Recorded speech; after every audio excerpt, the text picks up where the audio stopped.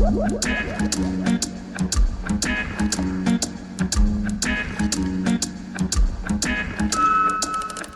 sommes Nina Payen et Camille Georges. Vous écoutez Pause Théâtre, le podcast qui vous dévoile l'envers du décor. Bonjour à toutes et à tous, bienvenue sur Pause Théâtre, c'est Camille Et Nina. Et aujourd'hui nous rencontrons Johanna Boyer. Bonjour Johanna. Bonjour. Alors tu es metteuse en scène et aujourd'hui tu vas nous parler de ton métier. Est-ce que d'abord tu peux nous parler de ton parcours, quelle école tu as fait, etc. Alors j'ai fait plusieurs écoles de théâtre. J'ai commencé bien avant, quand j'étais ado. J'ai fait les cours Florent l'après-midi, le mercredi après-midi. Voilà, parce que mon père trouvait que j'étais bien trop timide et du coup il m'a envoyée là-bas. Et puis ensuite, quand j'ai vraiment précisé le fait de vouloir faire ça comme métier, j'ai fait 1 an chez Véronique Nordet, qui est la maman de Stanislas Nordet. Et suite à ça, j'ai fait donc 3 ans aux ateliers du Sud-Aisne. Et ensuite, j'ai terminé un peu mon parcours théâtral de formation en faisant un gros stage intensif avec des profs de chez Jacques Lecoq. D'accord. Justement, on va parler un peu de l'école Lecoq parce que c'est une école internationale et ça peut être intéressant pour nos auditeurs. Quelle est la particularité de cette école et surtout qu'est-ce que tu as retenu de ce stage intensif ? Alors, ce qui est assez génial dans cette école, c'est que d'abord, c'est une école où on doit être introduit par quelqu'un du métier. Donc, c'est une école qui est destinée à des gens qui sont quand même déjà un petit peu dans le métier, en fait, ou recommandés fortement. Donc, ont déjà une expérience. Donc, on arrive tous avec une expérience théâtrale déjà importante. Tu avais quoi comme expérience, toi ? Moi, j'avais j'avais fait les ateliers du Sud-Aisne, j'étais déjà un peu comédienne, Okay. voilà. Donc j'avais déjà commencé. Et puis ensuite, ce qui est assez formidable, c'est que les gens viennent donc vraiment du monde entier. Donc il y a plein d'artistes du Mexique, d'Espagne, de Norvège, de Suède. Enfin voilà, d'un coup, ça ouvre sur toutes les possibilités théâtrales mondiales, quoi. Et on défocalise de la France. Et moi, donc, j'ai fait un stage intensif. J'ai pas fait l'école Lecoq. J'ai fait un stage assez intensif en Argentine, à Buenos Aires, avec plein d'intervenants de chez Lecoq, comme Norman Taylor, Paula Rizza, etc. Et en fait, donc, j'ai eu un condensé de la formation. J'ai pas fait la formation complète. Et ce qui a été très important pour moi, vraiment, quand j'ai fait ce stage, je me suis dit, je suis à ma place. Enfin, d'un coup, j'avais l'impression d'être à ma place. Et ce qui était fort, c'est que vraiment, le mouvement et le corps étaient au cœur de l'enseignement et de la pratique théâtrale. Ils nous ont vraiment enseigné à transformer nos émotions en action sur scène, à toujours penser qu'on était dans un espace bien déterminé, ce qui faisait que ça nous permettait vraiment de fabriquer du théâtre tous ensemble, de façon très concrète et en même temps avec des outils comme le mélodrame, le clown, le bouffon, enfin plein de styles que je connaissais pas, le théâtre d'objets. Et avec tous ces grands styles, ça nous permettait d'avoir plein d'outils pour ensuite fabriquer des spectacles et être plus force de proposition en tant qu'interprète. Comment ou quand est-ce que tu t'es rendu compte que tu voulais devenir metteuse en scène ? Alors, c'est marrant parce que j'ai toujours dit que je voulais être metteuse en scène sans trop savoir ce que ça voulait dire. Mais j'avais comme une forme d'intuition tout de suite. Dès que j'ai commencé à faire du théâtre, je sais pas pourquoi, j'avais une forme d'intuition que j'avais envie de raconter mes propres histoires. Et j'avais un peu cette fibre d'avoir envie d'organiser le plateau, d'avoir envie que les choses, elles se passent comme ci, comme ça. Et j'avais aussi cette façon de... quand je lisais une scène, de la voir. Donc ça, c'était quelque chose qui était quand même assez présent. Donc forcément, quand t'as ça, quand t'as des images, etc., à un moment, t'as envie de le faire, quoi. Donc dès l'école de théâtre, je me suis tout de suite mise à prendre en main les choses. Puisque tu as eu cette intuition très vite, pourquoi tu t'es d'abord formée au jeu, tout ça, avant de faire des stages de metteur en scène ? Parce qu'en France, il n'y a pas beaucoup d'écoles, enfin, il n'y a pas d'école de mise en scène. Il y a... pas le TNS Alors, il y a le TNS, mais bon, le TNS, c'est quand même... Il faut passer tout un concours, etc. Enfin, et donc, c'est assez particulier. Et en fait... parce qu'au départ, j'avais quand même envie d'être comédienne. Donc en gros, vu qu'il n'y avait pas de formation si facile, parce que le TNS, il fallait que j'ai une forme de préparation de 2 ans. On te demande quand même 2 ans d'avoir fait du théâtre pendant 2 ans. Donc en gros, vu qu'il n'y avait pas trop d'options pour faire de la mise en scène, je suis allée dans un cours pour être interprète. Et en même temps, c'est pas mal parce qu'au départ, c'est quand même beaucoup plus simple de gagner ta vie en tant que comédien. Alors du coup, on en parle, mais est-ce que tu peux nous donner peut-être une petite définition du métier de metteuse en scène? Alors, définition du métier de metteuse en scène, je dirais que c'est quelqu'un qui a une vision sur un texte et qui va, en gros, être un peu le capitaine du bateau et il va essayer d'emmener tous les gens, tous les corps de métier du spectacle vers cette vision-là. Et c'est lui qui va vraiment dire, voilà, qui va donner le cap. Et ensuite, tous ses collaborateurs, que ce soit costumiers, scénographes ou comédiens, vont aller vers ce cap. Et c'est lui qui va toujours voilà, dire plus plus à bâbord, plus à tribord. Enfin, il y a un peu vraiment cette dimension-là. Donc et après, c'est celui aussi qui va organiser l'espace scénique. C'est celui qui va faire les choix de ses collaborateurs. C'est comme un directeur artistique.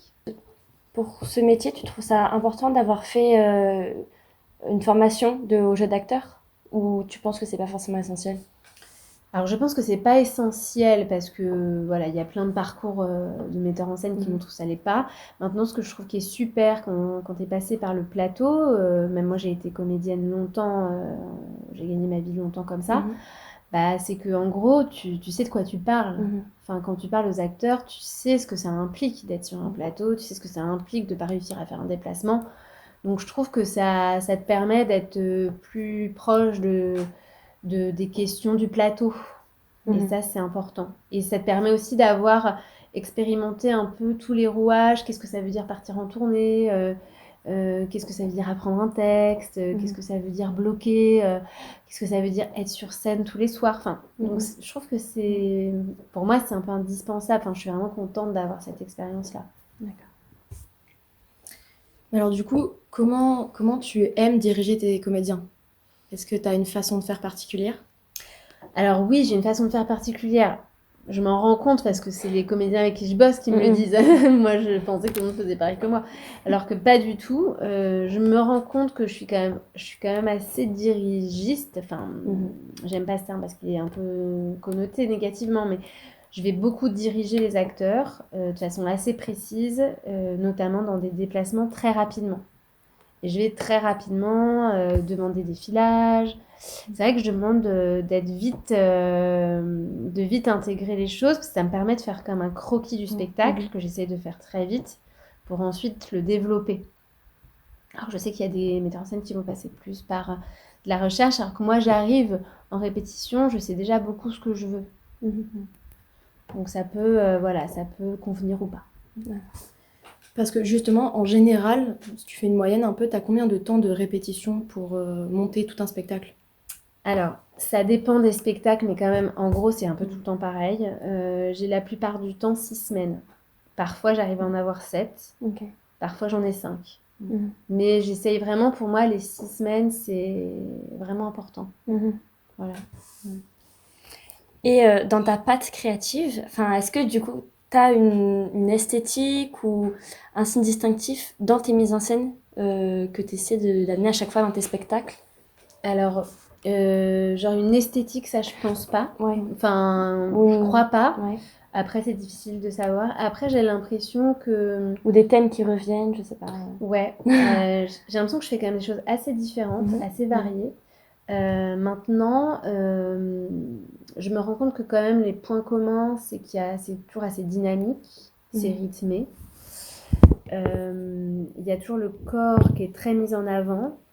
J'ai l'impression qu'il y a souvent un aspect pluridisciplinaire. C'est-à-dire que je vais souvent marier chant, danse, ou alors faire ou danse-théâtre, ou chant-théâtre, ou danse-chant-théâtre. Enfin, j'ai l'impression que j'ai souvent ces réflexes-là, que la musique est très présente aussi. Et voilà, moi, la chose que je poursuis en tant que metteur en scène, c'est comment je traduis ce que je vous disais au départ, comment je mets en action les émotions des personnages, comment je donne corps à l'invisible sur le plateau, quoi. Mais voilà, je dirais que c'est ça. Et après, dans les thématiques, dans les thématiques des spectacles, qui sont très différents, j'ai l'impression qu'à chaque fois, c'est des figures, c'est un peu comme des portraits. Je dresse un peu des portraits, ça va toujours s'articuler autour d'une figure très forte, qui porte des questions ambivalentes. Je dirais ça.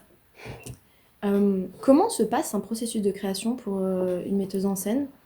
Est-ce que tu as beaucoup de travail en amont? Est-ce que tu fais beaucoup au plateau? Alors, moi, je travaille beaucoup en amont. Vraiment, je me prépare beaucoup. Il y a toute une phase... alors, soit c'est moi qui cherche le texte ou qui l'adapte. Donc là, c'est déjà tout un gros travail d'écriture. Une fois que ça c'est fait, pour la mise en scène pure, je vais avoir pas mal de rendez-vous avec la scénographe. C'est vraiment la scénographie qui va être un peu le pivot de toute l'articulation de la mise en scène. Donc on fait beaucoup de rendez-vous ensemble pour se mettre d'accord et affiner ensemble une scénographie. Pareil, il y a des rendez-vous avec les costumes, les chorégraphes, le son. Enfin, il y a plein de rendez-vous de préparation.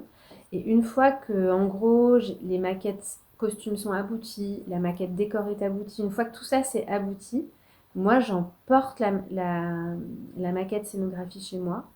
Et là, je me pose avec le texte et la maquette et des petits personnages et j'écris la mise en scène. Voilà. Okay.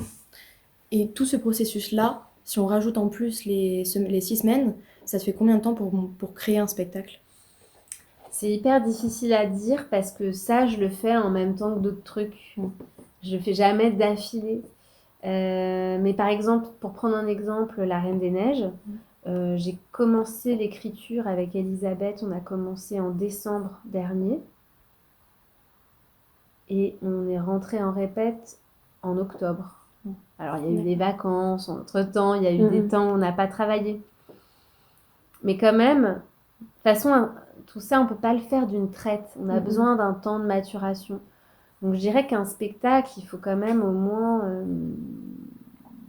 pas 1 an, c'est beaucoup 1 an, mais il faut quand même... Oui, mais c'est pas 1 an non-stop de toute façon. Pas du tout, pas du tout. Et il y a d'autres projets en même temps. Après, ça m'est arrivé qu'on m'appelle en novembre pour un spectacle qui démarrait fin janvier. Ça m'est déjà arrivé. Okay. Donc voilà, après tout dépend de ce qu'on te donne. En fait, en général, tu fais dans le temps qu'on te donne. Mais je trouve que pour vraiment... Et puis là, le spectacle dont je vous parle, il y avait le travail d'adaptation. Oui. C'est-à-dire que s'il y a le travail d'adaptation, il faut vraiment du temps.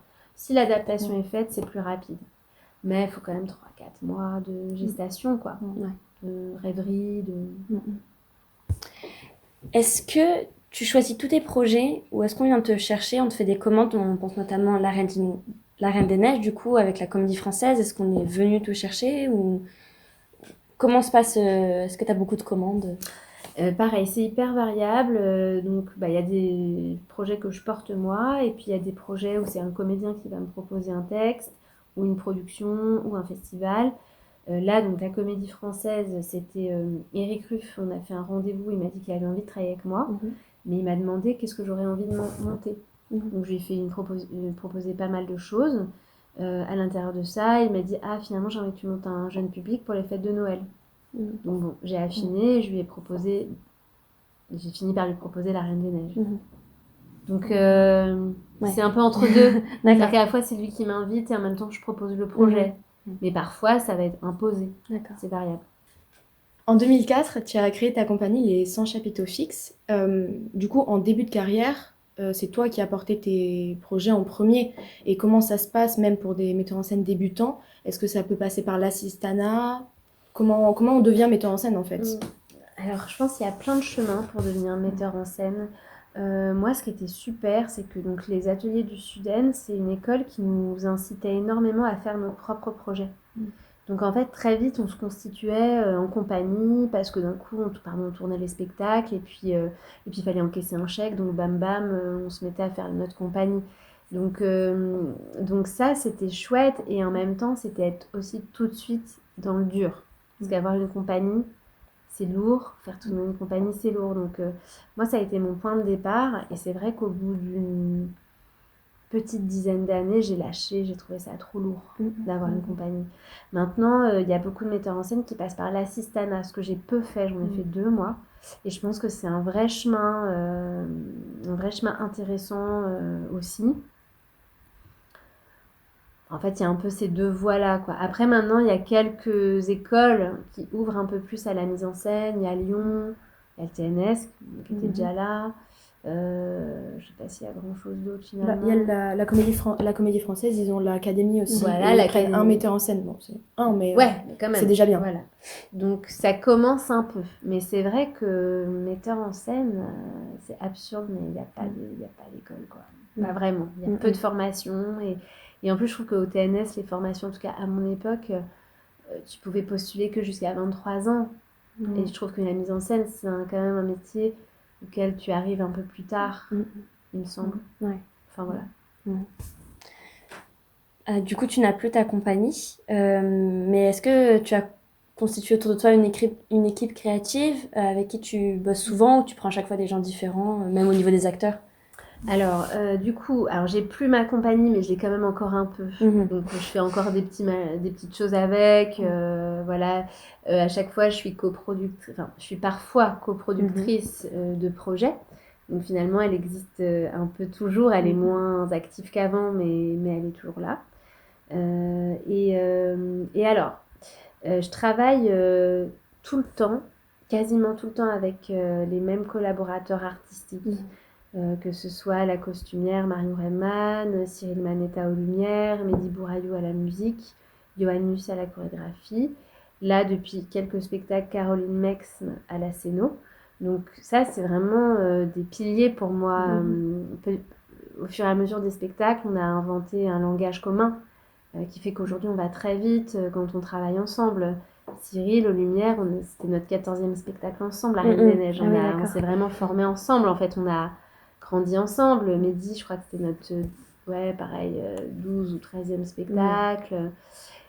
Caroline, c'est celle avec qui je travaille depuis peu. Scénographie, j'ai mis du temps à trouver le scénographe qui me convenait. Marion, on a fait plein de spectacles aussi ensemble. Johan aussi. Donc, eux, vraiment, c'est des gens, j'ai envie qu'ils soient là avec moi. Enfin, ils font partie de la facture de mes spectacles. Pour les comédiens, j'aime retrouver des comédiens. Il y a vraiment des comédiens que j'aime retrouver régulièrement. Mais j'ai toujours besoin d'avoir, entre guillemets, du sang neuf dans les équipes. J'aime rencontrer des nouveaux acteurs parce que, voilà, il y a quelque chose dans la nouveauté, qui fait que, je sais pas, il y a une spontanéité, on se connaît pas, donc ça m'intéresse et donc je fais quand même régulièrement des auditions pour rencontrer des nouveaux comédiens avec qui travailler. Est-ce qu'il y a des textes que tu aimerais vraiment mettre en scène dans ta carrière? Peut-être des idées déjà de projets qui arriveront dans quelques années peut-être? Alors il y a des textes que je rêve de monter, que j'arrive pas à monter, notamment un roman qui s'appelle La Maladroite. J'adorerais monter La couleur de l'incendie, les couleurs de l'incendie d'ailleurs. Tu vas sortir au cinéma, c'est ça? Ouais, C'est même, exactement. Pareil, il y a un roman twist que j'adore, que j'aimerais monter. Après, j'aimerais beaucoup monter Le songe d'une nuit d'été, par exemple, ou Beaucoup de bruit pour rien. Tchekhov aussi, j'adorais Oncle Vania. Il y a plein de choses que j'adorerais monter. Maintenant, je ne sais pas quand ça sera possible, je ne sais pas si ce sera possible. Parce que c'est bizarre, hein, la création. Il y a des choses qu'on va vouloir monter puis qui vont jamais pouvoir se faire. Et puis tout d'un coup, on va t'apporter un texte et je sais pas, c'est le bon moment et bam, quoi. En fait, ce métier, il marche beaucoup avec les moments aussi. Ouais. C'est au fil de la vie, c'est pas quelque chose que tu décides en début d'année, tu te dis pas je vais faire ça. Pas exactement. C'est un peu bizarre ce métier parce que les choses, elles arrivent à un certain moment. Il y a des timings pour les spectacles et il y a des moments, c'est pas le timing. Et c'est vrai que par exemple, Je ne cours pas, je vole, c'est vraiment un spectacle qui parle, enfin, qui nous a vraiment enseigné ça à tous. Où Il devait se faire juste avant le... Enfin, c'est un spectacle qui a mis 7 ans à se faire. Parfois, il y a des spectacles... Les filles aux mains jaunes, c'est un spectacle, on a mis pareil 5-6 ans à le monter parce que c'était pas le moment. Je sais pas comment dire. Les planètes s'alignaient pas. Et il y a des moments où les planètes, elles s'alignent pour les projets. C'est un peu étrange. La Reine des Neiges, à la base, je voulais monter Mathilda de Roald Dahl. Et en fait, hop, on n'a pas eu les droits. Donc en fait, du coup, j'ai choisi la Reine des Neiges. Et en fait, aujourd'hui, je me dis, mais heureusement que c'était... En fait, j'étais beaucoup plus libre. Donc c'est drôle comme souvent... quand tu peux pas faire enfin, je trouve quand un projet se fait pas, c'est qu'il doit pas se faire. C'est le destin. Je sais pas si c'est le destin, c'est plus une question d'énergie, je dirais, quoi. D'énergie, d'actualité du moment, je sais pas comment dire. À l'instant, tu parlais des droits pour les textes. Je pense que c'est nécessaire d'en parler parce que c'est un peu le cœur du métier.